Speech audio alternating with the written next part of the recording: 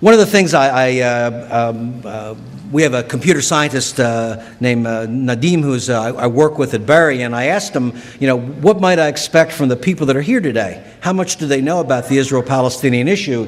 And he said, well, probably as much as most Americans might know. And most Americans don't know anything. I hope you know more than most Americans. Most Israelis don't know anything. Now, it may be that they don't want to know anything. But if you look at this particular sign says, if you're an Israeli, you cannot go into the West Bank. It is illegal for Israelis to go into Bethlehem, into Nazareth, into Ramallah, at the Beer Zeit.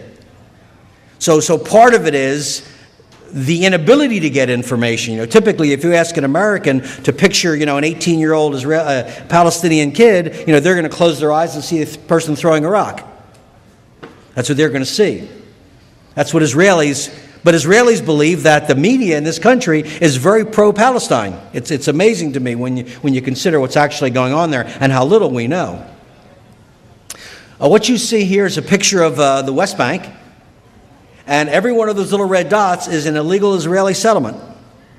The West Bank does not exist as a continuous place. Movement through the West Bank, as you're going to see, is severely limited. This is a typical settlement that you might see on the West Bank. The settlement's in the background. The Palestinian village is in the foreground. The settlements tend to be high up.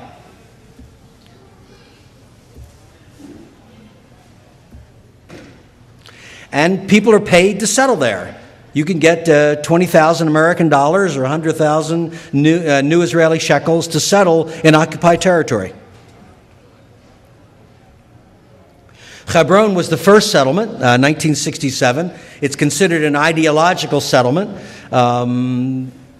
Israeli Orthodox Jews simply took over the upstairs of a hotel and stayed there. This is Hebron, surrounded by the settlements. This is entering the cave of the patriarchs and the matriarchs. And this is walking through a Hebron market. What is that above the Hebron market? That is chicken wire. That is cyclone wire, because above that is trash thrown by the settlers onto the pavement. So what you've got is a Hebron market that cannot function because of the trash that's thrown on the second floor windows onto the walkways in the Hebron market. This is one of the many groups we met. These are the Christian peacekeepers. These folks go through Hebron. They take the kids to school. They walk the farmers to the olive orchards. The only protection they have are their red hats. And as you can see in the background, this market is essentially closed because there's only one road into Hebron, and that road is controlled by the Israeli military. Many of the highways in Israel are controlled by the military. As you can see here, the highways are part of the separation process. Palestinians are not allowed on these beautiful four-lane highways. They're highways that they go on, you'll see in just a second. This is a Palestinian tag. This is an Israeli tag. If you're an Israeli tag, you can sail right through the checkpoints. If you're in a Palestinian tag, imagine if you were coming to Atlanta today. I drove to Atlanta today from Rome, Georgia, which is about an hour and a half drive. If you were going to go from Rome, Georgia to Atlanta on Israeli roads, and if you had a Palestinian tag, it could take you 6 hours to get here. So if your business had to open up at 8 o'clock, you would not know whether you could get here at 8 o'clock or whether you'd get here at 4 o'clock. Because you could be pulled over, even though you're traveling in your own country. This is what's left of the West Bank. It's only the dark gray areas, the dark brown areas, that are controlled by the Palestinians. All the rest is controlled by Israel or jointly controlled the Palestinians. So there is no West Bank as a continuous geographical area. There are pieces of it. And to get from one piece to another, you may need permission. This picture that, we'll just press on. These are some of the checkpoints. The checkpoints are permanent checkpoints, many of them. But some of the checkpoints are called flying checkpoints, which means that it wasn't there yesterday.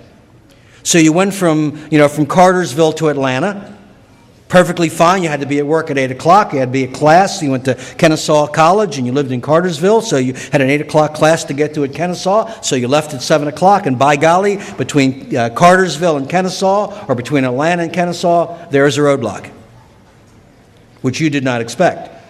Hopefully your professors will understand what it's like when you're 2 hours late to class, or longer than that. Or the road may just not exist anymore. The road may just be dug up. So there's no security, there's no soldiers there, there's simply no road there anymore.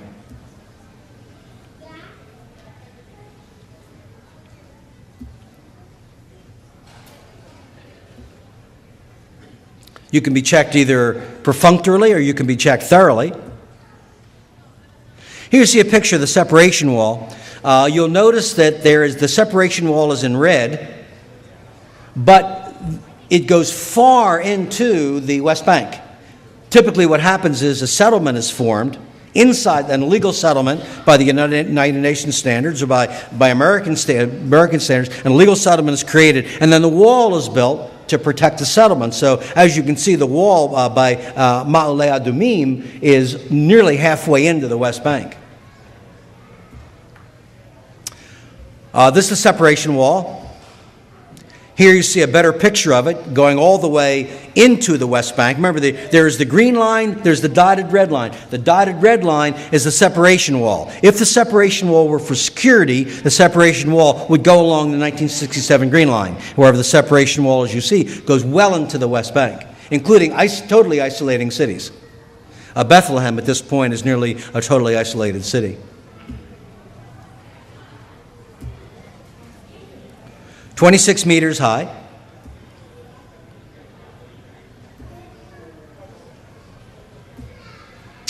This is a Palestinian farmer that we met, and what you see in the background is his farm.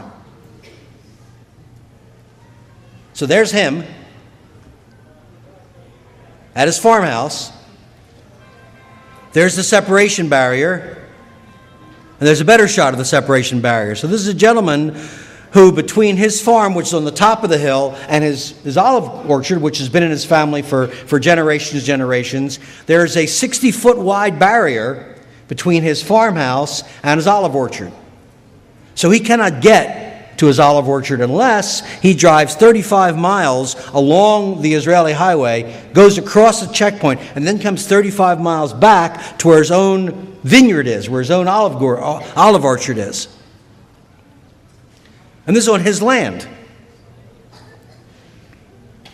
So you've got the barbed wire, you've got the military highway, you've got sand, you then have the separation fence, then you've got another sand barrier on the side. So the separation barrier is not simply a wall, at least